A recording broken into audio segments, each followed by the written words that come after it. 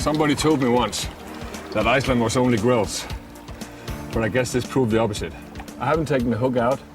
It'll drop out by itself, or we'll just take it out later. Definitely don't want to take it out now. We want to give him some oxygen. Perfect. This is the stock they want to keep on Iceland. I mean, big fresh fish that fight extremely well. Back to your right element, the water. Perfect.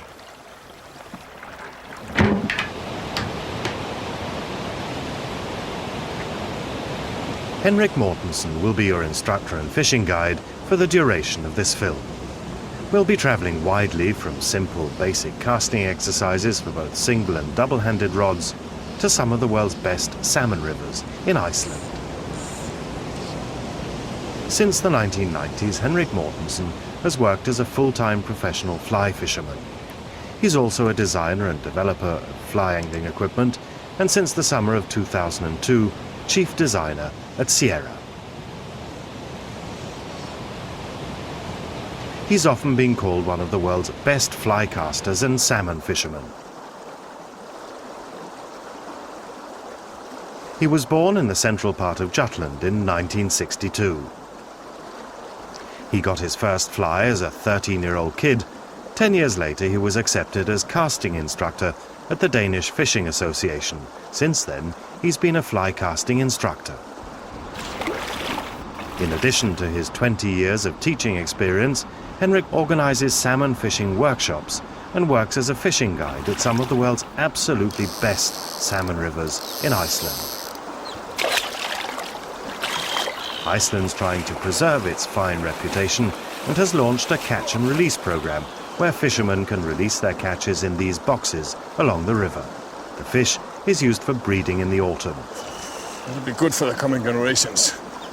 Wonderful.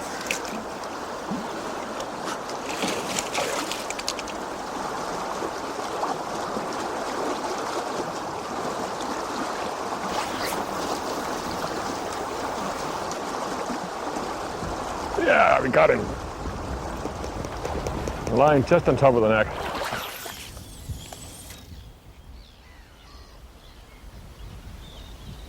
Henrik has a simple yet effective fishing philosophy.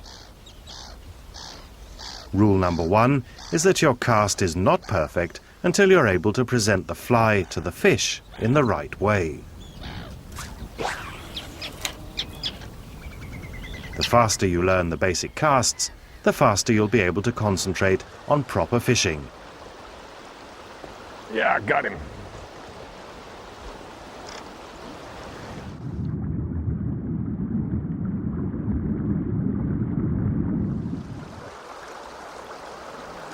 And there he goes. What a good day. Once you've achieved a certain routine in casting, you can start using your energy on fishing the fly properly. Rule number 2 is to move your attention from the cast and all the way out into the fly, so that you are the fly that scans and fishes the water.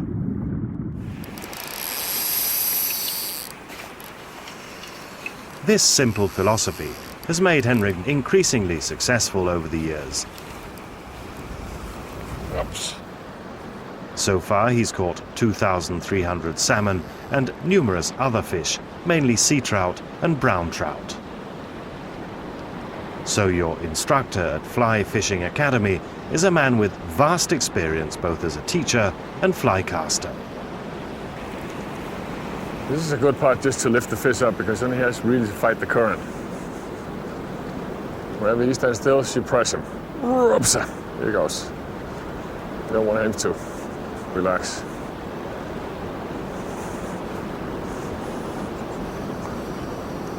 Perfect.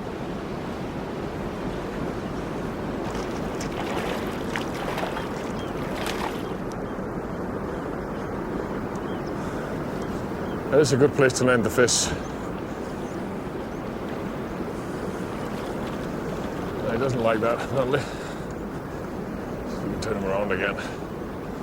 Not that many chances to land them here because of the brass springs. I have to get him to get the last push up to land. I got it.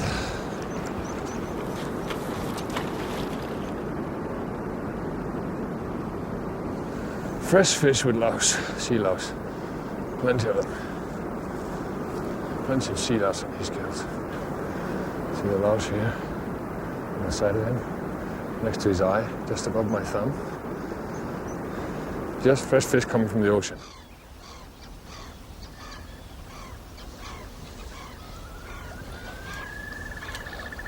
We operate with two different types of cast, the overhand cast and the underhand cast. The basic overhand cast is very important, but in its purest form it's rarely used in fly fishing. Oh! However, it works as the basis for all new casts and casting methods.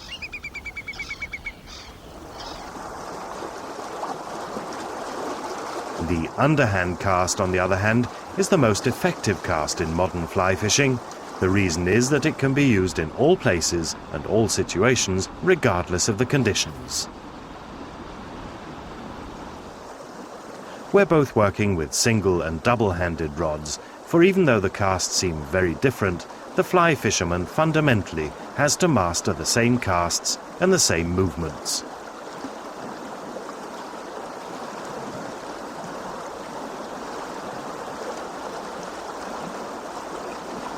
We'll practice the theory on grass because we can do it here without disturbing elements.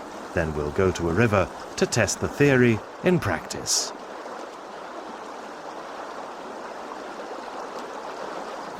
Henrik Mortensen uses different ways of casting in this instruction film. When he demonstrates the casts, he uses one type of line so that the cast can be as perfect as possible. When he applies the casting technique in practice, he often uses another type of line where some of the line sinks faster than the rest.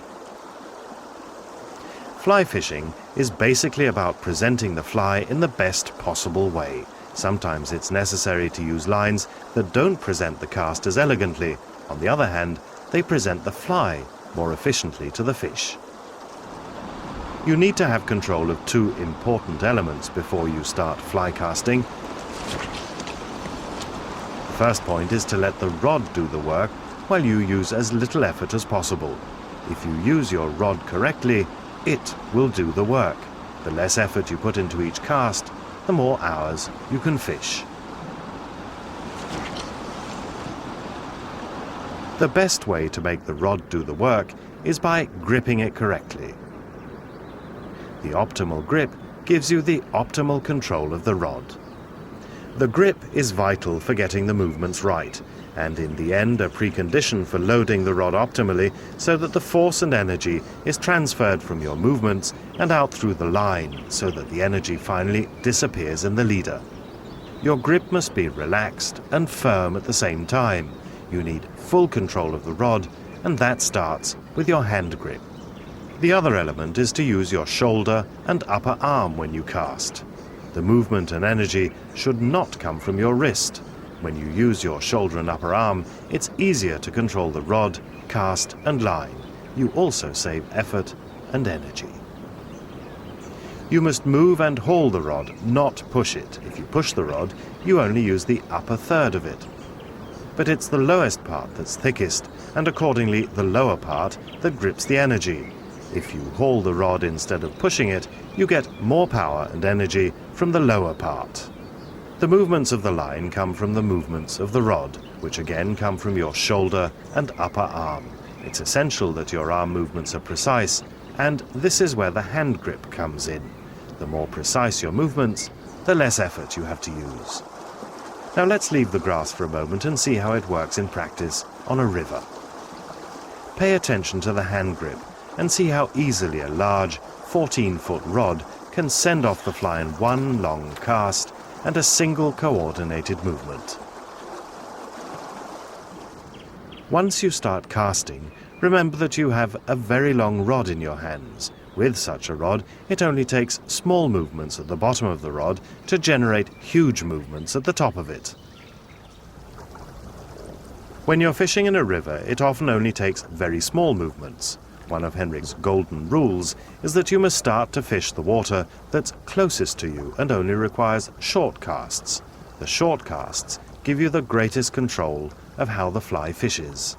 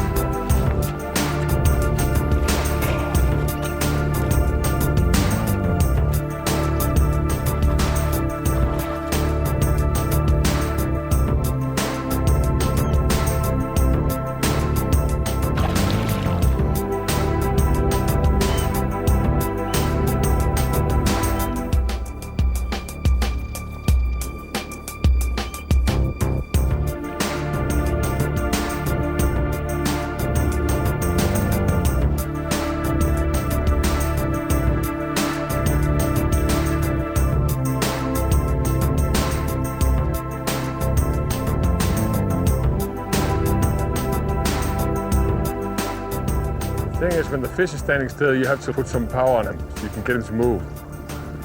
Because otherwise you can just stand here for hours and nothing's going to happen. See, when I put the press on him, he starts moving.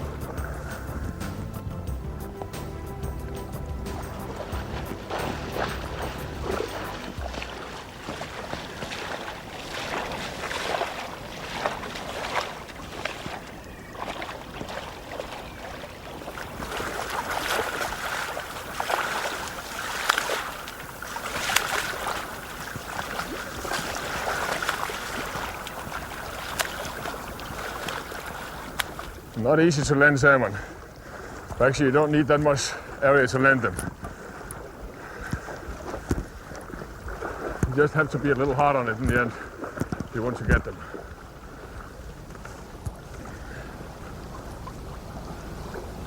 Beautiful fish. What can you say, huh? Amazing, isn't it? Salmon fishing when it's best.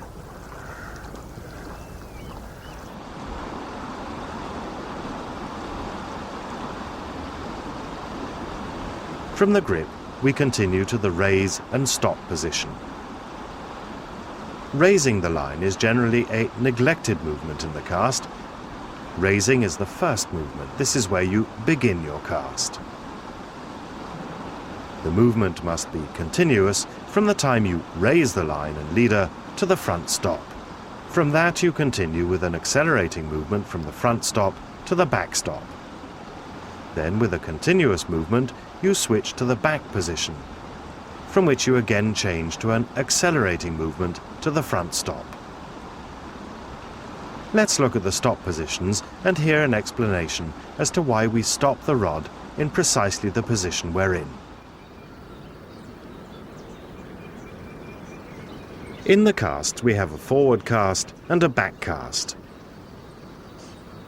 In the forward cast, the rod stops at the front stop, and in the back cast at the back position. So you don't have to move the rod that much before you reach the front and back stop position. In order to get the narrowest possible fly line loop in the forward cast, it's necessary to have only a small difference in height between the back position and the front stop. In practice, this means that in the forward cast the rod stops quickly in a high front stop. The entire movement in the backward cast is built on 3 elements.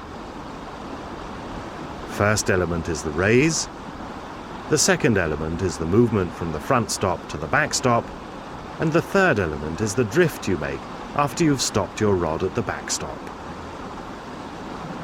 At the backstop, you've determined the shape of the loop backward. The direction of the line after your move to the back position is the direction of your cast. In the same way that your rod has stop positions, your arm and shoulder also have stop positions. You can express it in this way. Your cast begins with you raising your arm to the front stop, close the angle to the back stop, then let the rod drift backwards a bit more before you begin the forward cast again.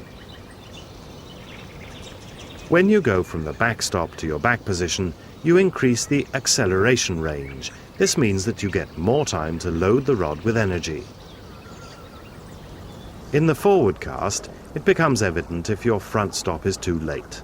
That gives a large and open loop with lots of air resistance and little fall time, so avoid that. Maintain a high front stop with a small angle between arm and shoulder. That'll give you a narrow loop with little air resistance and longer fall time.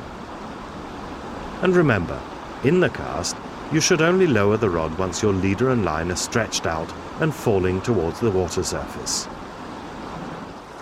Begin to practice modestly with a short line and slowly increase the length of the line. You'll quickly be able to cover your fishing water nearly 100%.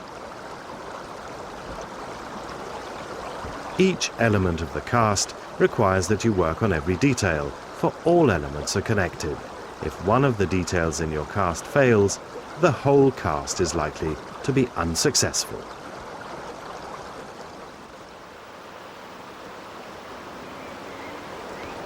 The underhand cast is a great cast. It gives you ability to fish anywhere you like, with trees, with cliffs behind you. Actually, it doesn't matter whatever's behind you because you never take your line behind you. I'd like to show you the basics in this cast. The most important thing in this cast is that you can angle the line out, you can angle the flight out across the river. To do that, you actually have to get the leader behind you. That's one of the first steps. Actually, when you lift the line up, put the leader behind you. Because if you don't have the leader behind you, then the fly always have to cross the line. Let me show you this. If you get it like this, and let's try to cast out, then the line will cross. And it's not possible to get the fly out. If on the opposite side, put the fly up here and then go out, then the leader never cross. And that means you can actually go in the angle, you know, whenever the leader is, you can always angle up to where the leader and the fly is placed. Another thing is in the underhand cast is that you have to build up a nice D behind you. You actually have to lift the leader up, attach it on the water, and then make a D here with the line. That line have to shape a D here. Only the leader gets into the water. That also makes this cast really good because it doesn't make any noise. It doesn't disturb the surface the same way as, for example, a spade cast would, where you put the line in the water. Let me show you some of the basics in it. You go back here and only put the leader in the water and go forward. You see, by doing this movement, I don't disturb the surface at all. It just kisses the surface before I go forward. Kiss it, buff, and forward. Go back and kiss the surface and go forward. There's no noise at all. This will not disturb the salmon at all. When you lift the line up, it's very important that this leader is attached underwater. If it's not attached, you cannot have a forward cast. It's impossible to make a forward cast. Let me give you an example on it. See, if the leader is not attached, you cannot make this cast. And many times, actually, the leader goes into the forest, and actually you get the trees instead. Another good thing I would like to show you, a good tip I'll give you, is like use the body and the arms together. Combine these, particularly when you've got to angle the fly out. If you use a combination of the body and the arms together, you can be even much more calm in your body and in your movements. Let me show you this. If you first just attach the rod to the body and just use the body, you can see actually you can do exactly the same cast just by using the body. See, if I just do the body, move the body now, I can actually do this cast. Now I'll try to use my arms alone. See, when I'm using my arms alone, I have to use actually greater power in my arms, and that's also disturbed the cast. Only the arms, and it's actually much harder. But if I put it together, use the body, turn the body a little when I lift, go around, and then use the body at the same time when I go forward. Then I get a much more tight loop and a very quiet loop when it comes out. Everything gets much more nice, much more smooth when you use the body at the same time. And you can angle the line out suddenly, there. And you can see how calm this movement is. There's no stress, there's no power, it's just a lift, and then you stop the rod forward, and the line goes out. Attach the leader to the water, poof, there it is. There again. It is so easy and it is so nice. It gives such a pleasure in fly fishing. When you can master this cast, you can start, extending the line, do a longer cast. You can also start fishing many different kind of places. And you can actually fish anywhere you like.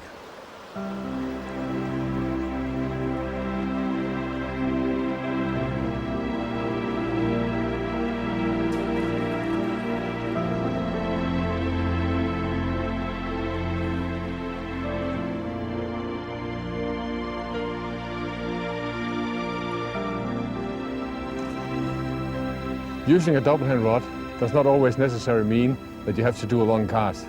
Many times you do a very short cast and control the fly with the long rod instead. It's excellent for controlling the fly on a short distance.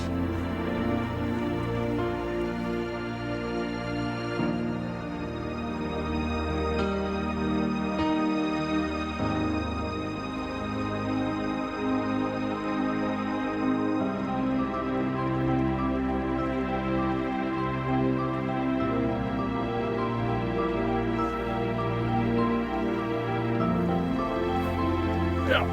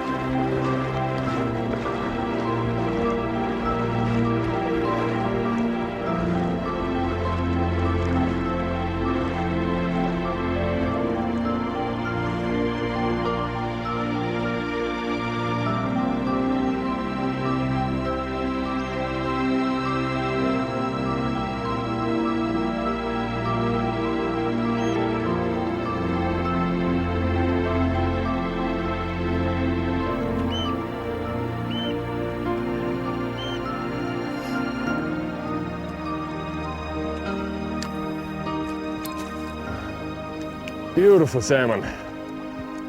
That is such a pleasure, taking fish like this on 2 meter fly line and 5 meter leader. I mean, it doesn't get any better. What a tremendous fight he gave me. Beautiful. This is typical a place where you get a lot of benefits out of the underhand cast. Walking up next to a cliff, that gives you the possibility to fish a lot of water out here. If you had to use an overhead cast on this position here, you had to walk, well, about 5-10 meters out in the river, and thereby you're scaring all the fish. But by using the underhand cast, you can stay in here very close to the cliff and cover all the water, and also fish the fly all the way to the bank. And that's really efficient when we talk about salmon fishing in clear water. Note how the rod and line make a D before the cast. Note also that the bottom of the D is the leader that fastens to the surface all the time.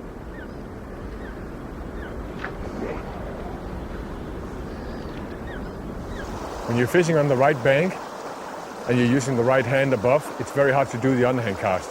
But you can do it with right hand. You just have to lift the rod, lift the line a different way. Take it out like this, put the leader down, and then cast out. It can be done, but it's just much more hard. It's much easier if you put the rod in the other hand, left hand, and then work with that one. In this case, you have the rod closest to the river. And let's do the underhand cast like we've seen with the right hand. Exactly the same thing. Putting it out, back, and out.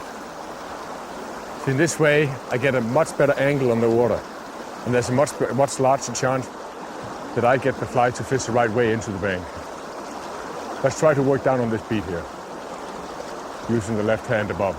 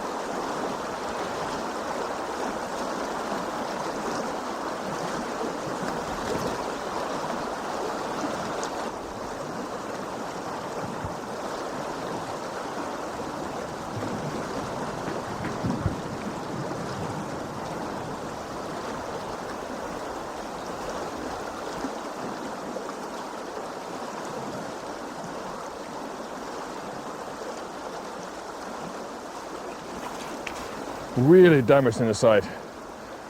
I mean, that's from seal. And you don't want that to get out again.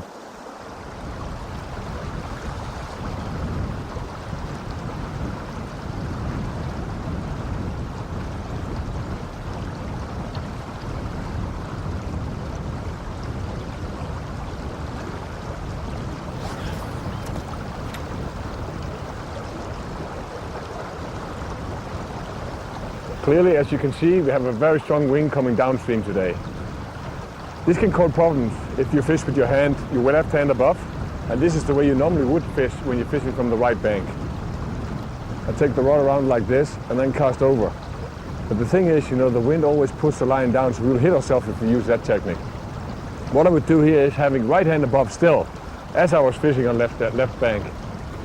And then I would lift the line up like this, just take it around in a circle, putting the leader down and let the fly go out. Very, very easy. And you know, the wind actually helps us in this. Let me show it one more time. Just take it up, circle, put the leader down and go out. Another way to do it is actually just snapping the leader off. Just fix the hat before it goes out. Snapping the line like this, let the leader come down, raising the line and cast the line out. Very easy, particularly the wind actually helps us in this case and actually keep the line in the air. You just have to make sure that you always get the leader attached to the water before you cast forward.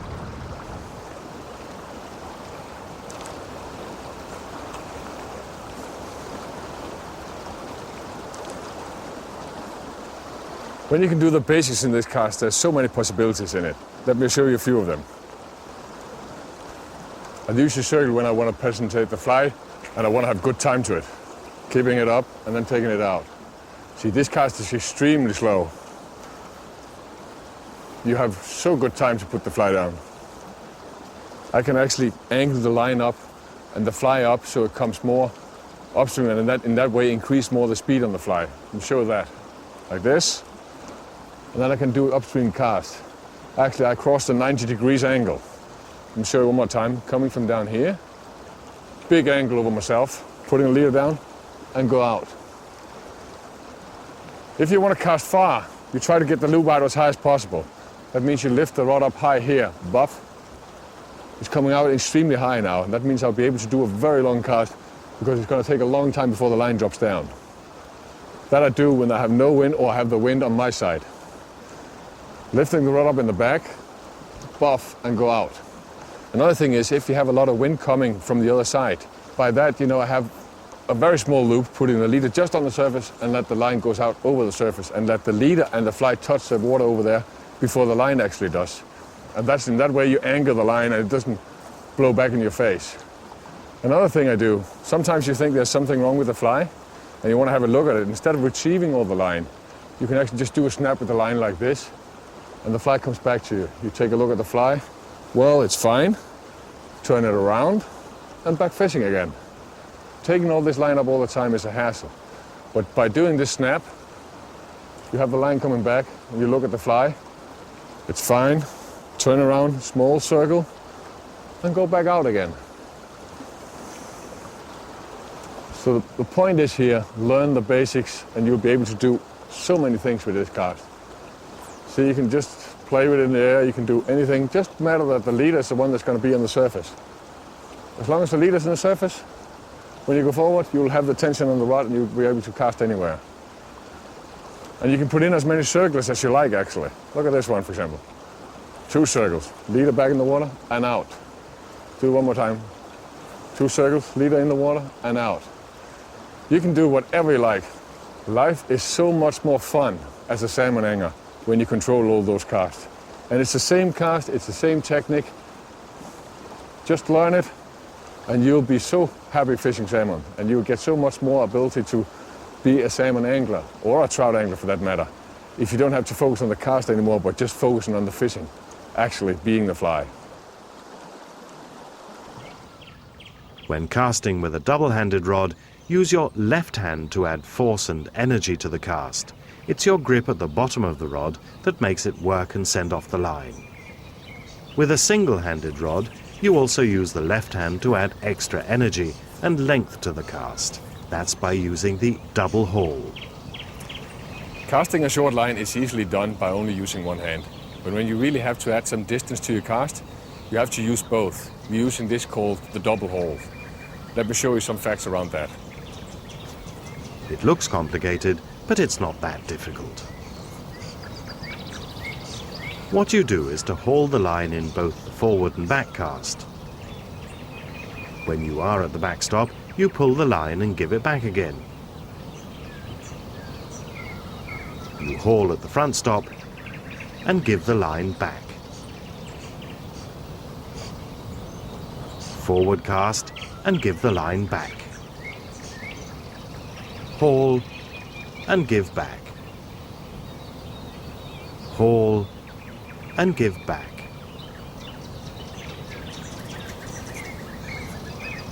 Haul and give back.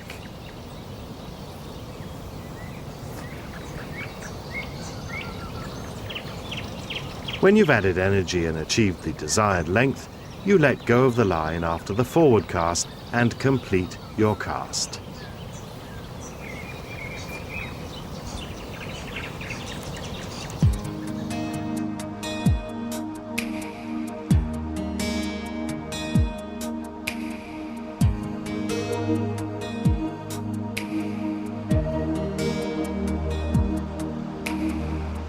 In the middle of the North Atlantic, just south of the Arctic Circle, is Iceland, the saga island with its glaciers, geysers, and wild, untamed nature. The breathtaking landscapes are nearly as untouched as they were when the Vikings embarked on the island 1,130 years ago. With 280,000 inhabitants, distributed on 105,000 square kilometers, it's Europe's most thinly populated country. All life must adapt to the unwelcoming nature or die.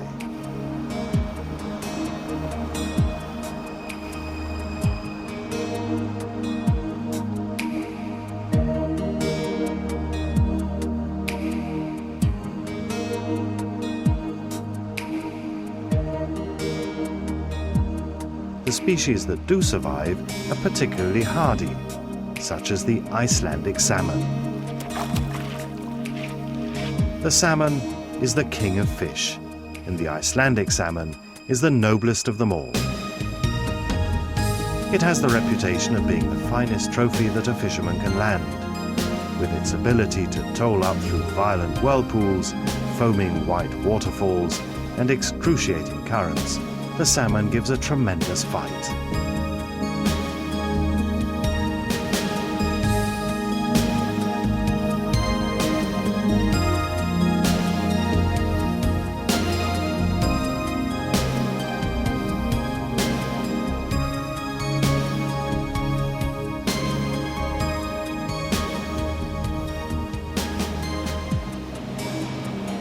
But first, you have to provoke it to rise.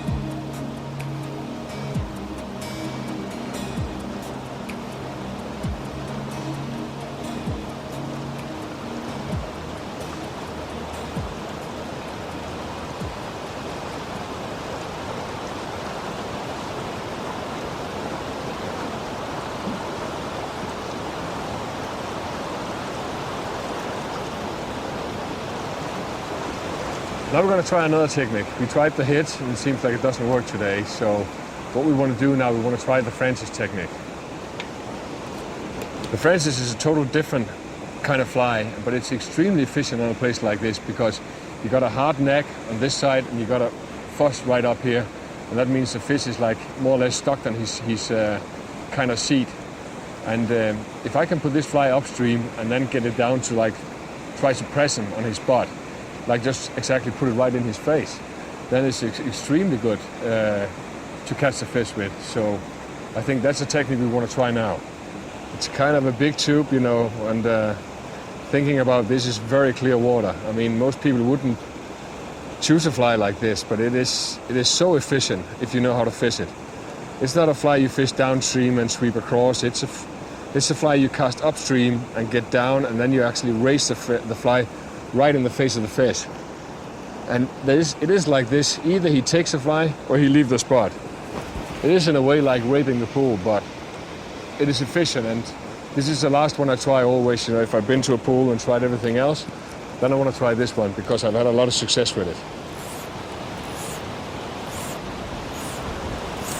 The worst thing about this is like it is very difficult to cast also on a very short line because you cannot really have the weight outside which lowers the rod. So you have to like do some kind of funny dance with it. But if you know your stop position, then it's not that bad to fish with. What I try first is to get the fly down and then just get him and then raise him right up. We have a fish there, so I want to try him. Raise him in his face.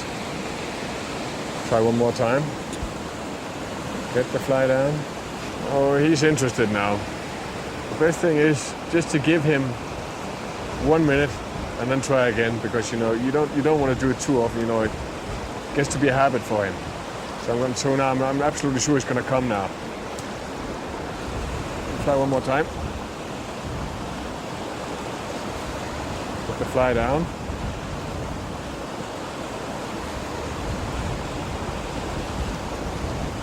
We come around.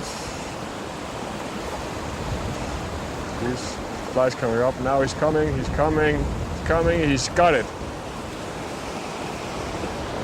What we have to do now is keep the fish in the pool and get him tired there, and then we got about 1 chance or 2 chances to land him, and that's it. Because this is a long stretch, and if he gets down in the hard water there, it's over. And also it's a very rocky pool, as you can see. And they just love to be in the rocks. This is perfect. Just let him walk up in the pool. Makes him tired. Just keep him up a little bit and you fight the fish. The main thing actually, when you fight a salmon, you know, just see if you can get to a position where you can lift him. Because then he gets tired. That's the best you can do. Strong bugger, this guy.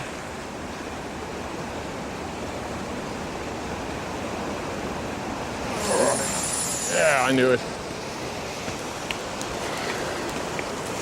Perfect. Grills, beautiful grills. Most fly fishermen have a tendency to put more emphasis on the rod than on the line and the leader, and that is a mistake. The line is crucial for your cast. So is the leader, that must be about 1.5 times as long as your rod, depending on whether you fish with a light or heavy fly. The heavier the fly, the shorter the leader. The leader is the only element you can change. Most casting mistakes are made because the fishermen haven't adjusted the leader according to the size of the fly. To become a good caster and angler, it's essential that the gear is adjusted correctly. If it's adjusted 100% according to the physics in fly casting, you will have 100% opportunity to learn and improve in your fly casting, thereby also giving you the key to become a good angler.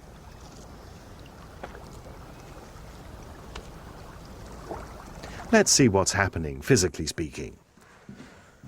On this board here, I've made a drawing of a person who's doing a fly cast. In a forward cast, the loop is always moving this way. To illustrate the rotation of this loop, I'd like to put in a wheel.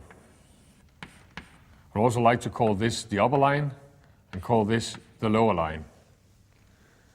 To be able to understand the rotation of the loop, I would like to remove the man, the rod, the leader and the fly. Now this loop is not rotating at all. This can be hard to understand, but if I take this around 90 degrees,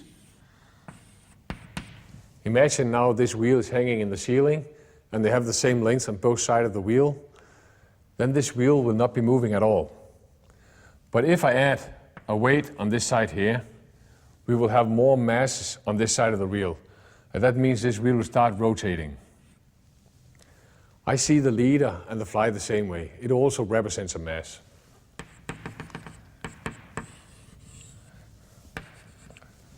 This mass affects the rotation of the wheel.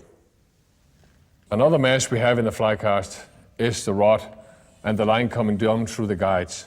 It also represents a mass. It represents a larger mass than we have in the leader and the fly. Therefore, it always moves this way here. Those two masses have to be adjusted well. Many mistakes are due to a wrongly adjusted leader. Let's go out and have a look at a few of them. Here in the riverside, I'll show you what happens when you have a wrongly adjusted mast. You can clearly see how important it is that you combine your equipment correctly. In this cast, the leader's too short. When the leader's too short, the line straightens out quickly after the cast and lands clumsily. If you don't think about it, your leader becomes too short if, for instance, you change fly several times during a day. For each change, you cut off a bit of the leader. If, on the other hand, the leader's too long, it won't stretch out in the cast, and then the fly and the leader simply land in a heap. That's no good way of presenting the fly if you want a salmon to rise. The leader should be stretched out, as here, when you complete the cast. Physics is also an element in the way your line works. In the cast you form a loop. We can put a wheel in here to illustrate that the loop rolls forward. It'll do that as long as the speed of the upper line is higher than the speed of the lower line. A nice loop means that you've made a controlled cast.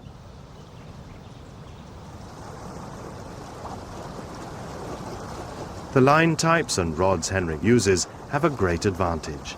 They're able to present the fly at both short and long casts.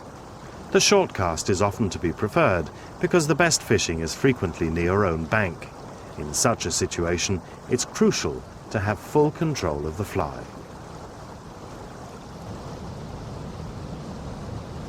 This form of short cast with a large double-handed rod is impossible if you use the conventional monofilament leader.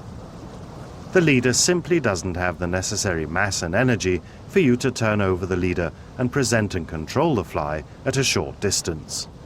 Instead of a conventional monofilament leader, you need a poly leader. That contains the qualities you need, energy and mass.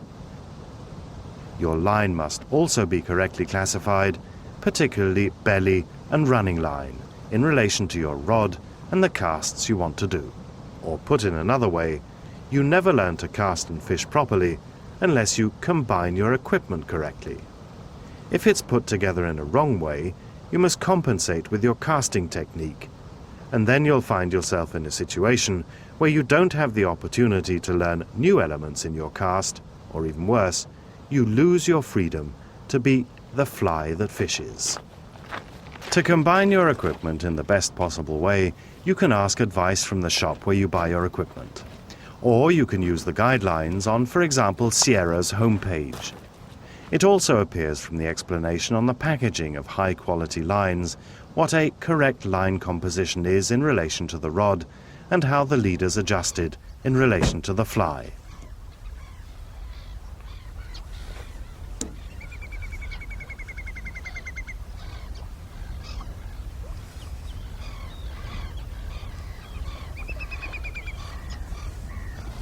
This is the East Ranga River on Iceland, and as you can see here, the water is very turbulent up here. This is a nice pool, but it's kind of narrow here, and then it's got to widen out in the bottom. This is a pool I typically will fish with a heavy sinking leader and a floating line, also because of the conditions here. The water is very cold, it's only about 4 degrees, and that means that you have to still get the fly down, but still fish it on shallow places, because I will never fish a place like this which is turbulent, because it's quite deep and the fish would never stay here in a cold river. They will normally stay down here where the river kind of widens out, and that of course it's more shallow. So I think I'll start by fishing here and then just work my way down and then get up on the bank, high bank here, and then do some long casts so I can cover the whole place down there. But as you can see, there's a guy fishing down there right now, and that's I think it's a good idea to give it a rest before we start walking there, because I'll never walk at that place, I'll fish that place. The choice of flies make a difference once in a while, and particularly when it comes to cold water. But in a cold water river like this, I would use 2 types of flies. Let's have a look at them.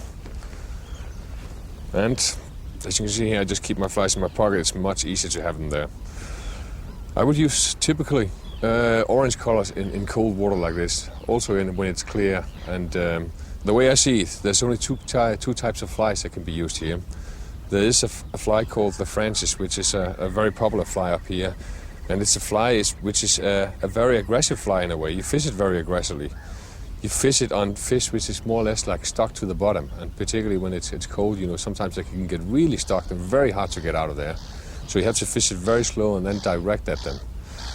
Another fly, which I'll use today because I think it's going to be more sunny later on, is a fly which is a small brass tube and also an orange color, which is very good in cold water. And I prefer typically flies like this because it's a hair-wing fly, and when you move it, when it comes across on the river very slow, then it still have a lot of movement in the tail, and that sometimes makes a good reaction with the fish.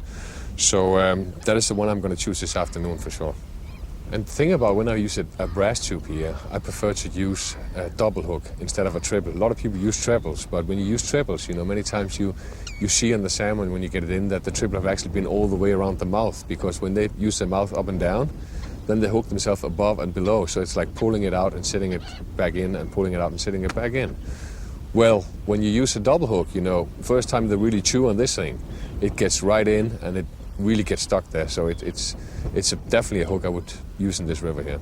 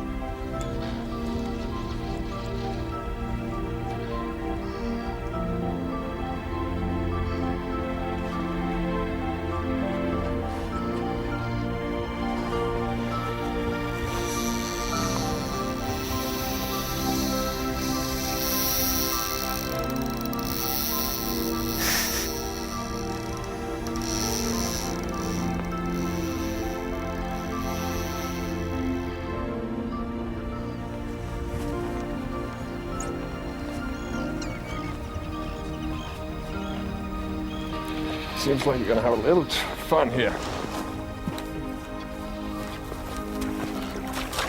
This is one of the good reasons why you want to fish on Iceland. I mean, the fish are so strong here, they don't give in. What I'm trying now is to get him up because he wants to get in under the rock, and I don't know how far this rock goes down. But I guess I can only be wet.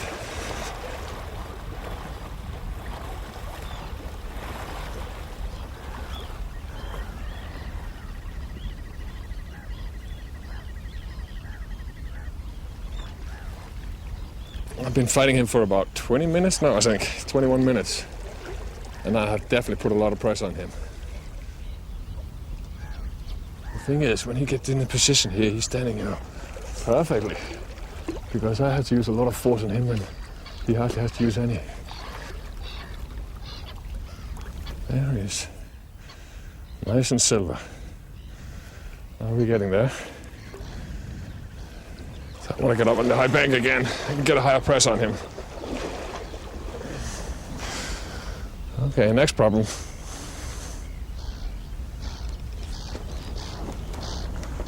Sort of like that.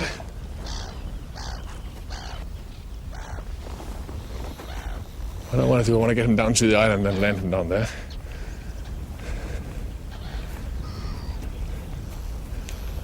Like he's cooperating now, that's new.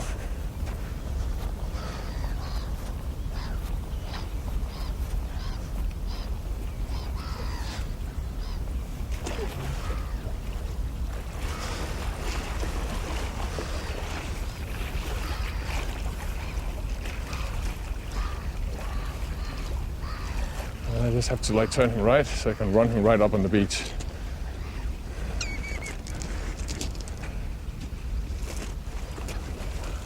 I just think that's fun.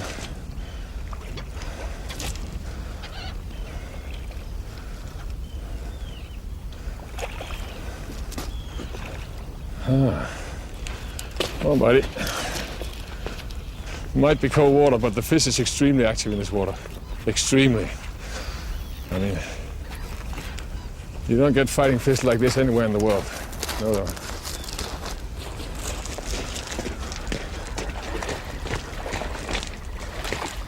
That's it. That's it. What a nice fish. Extremely nice fish. Okay. You did well, absolutely. You did absolutely well. Beautiful.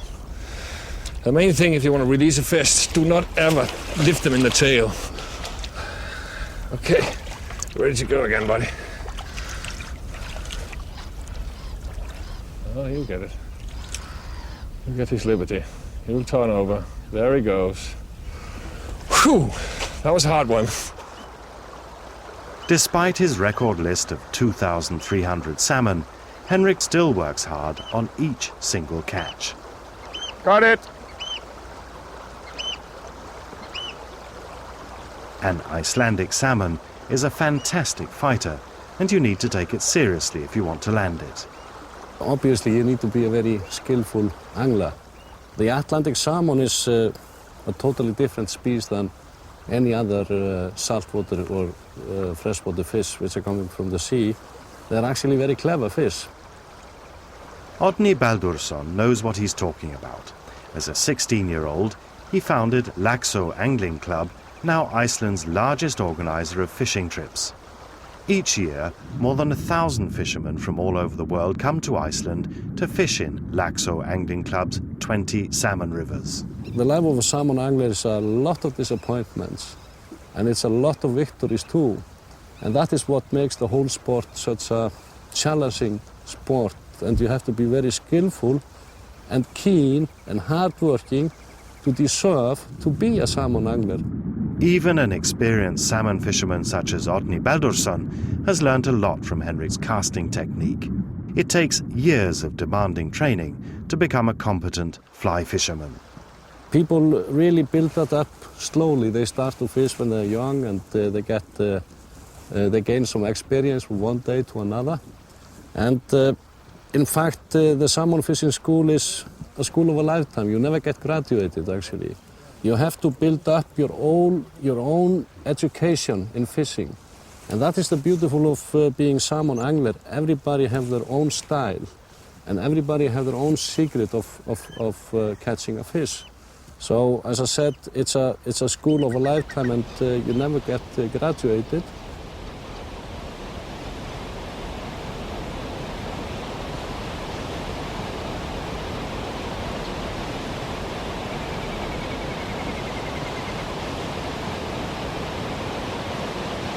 Hitching is another and more challenging method of fly fishing.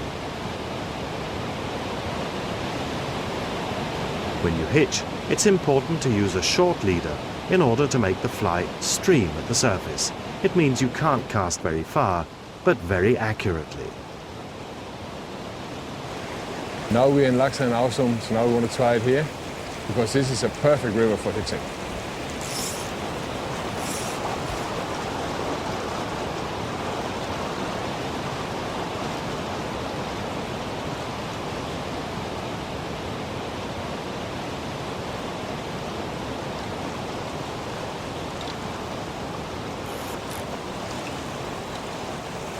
Oh, here he was again. And there he got it. Oh, he's really moving now. Moving big time. Oh, gee. What a jump. See, the line is way behind him now. Cannot even follow him. This is what I wanted him to do, and you can see I keep a good distance away from the pool, because you don't want to scare the pool.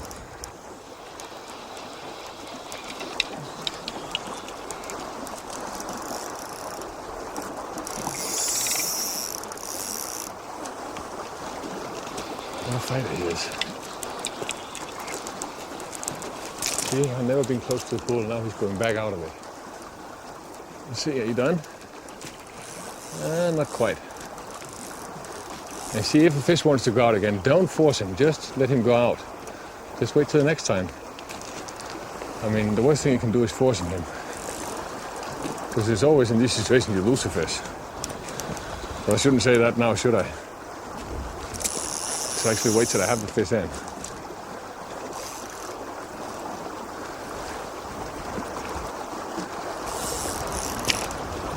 So this is shallow water, so now I can start tricking. You see, now he can't really get his tail in the water. And then he's easy to play with, because there's not really any power in him then.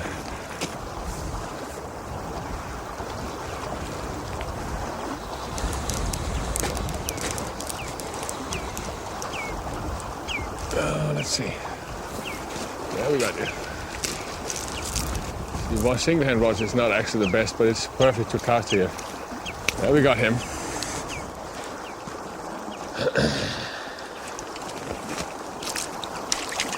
Beautiful codfish. Absolutely beautiful. The hitch is particularly good at teasing salmon that's just moved up into the river. This fishing is best practiced using a single-handed rod.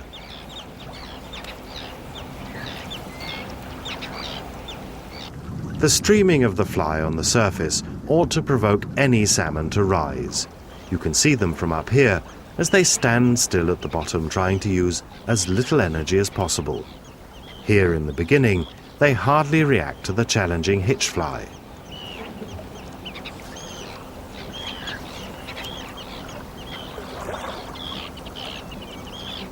The terns, on the other hand, are lured and dive for what they see as a large insect on the surface with a stripe of wake after it.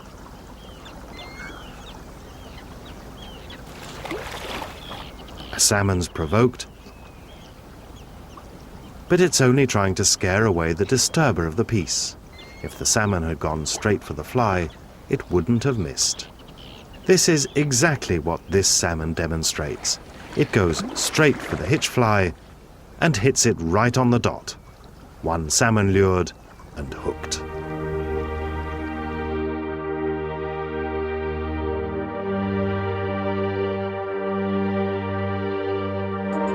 The east and west Rango rivers in southern Iceland merge in a 500 to 600 meter wide delta a couple of kilometers from the sea.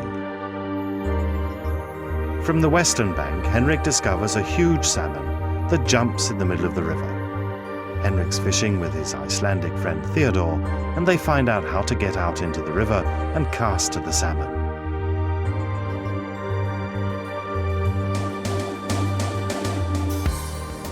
For this form of fishing, where you can't see the salmon but just have to cast in its direction, the best fly is a Sierra gun tied on a brass tube. One of Henrik's points is exactly that it's not about casting far, but about casting precisely and presenting the fly optimally. But here in the middle of the delta, the fly needs to go far out on the deep water where the salmon comes up fresh from the sea.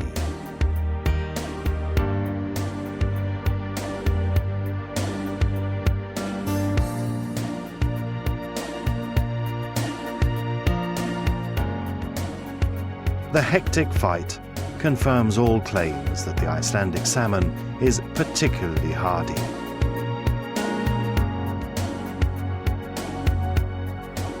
In the most forceful run, it pulls nearly 200 meters of the line off the reel.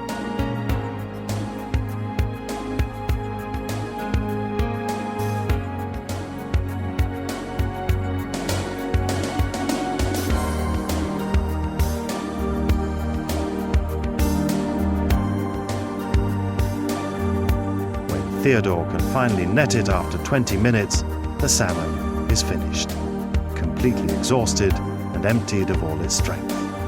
A spectacular fight and catch has come to a successful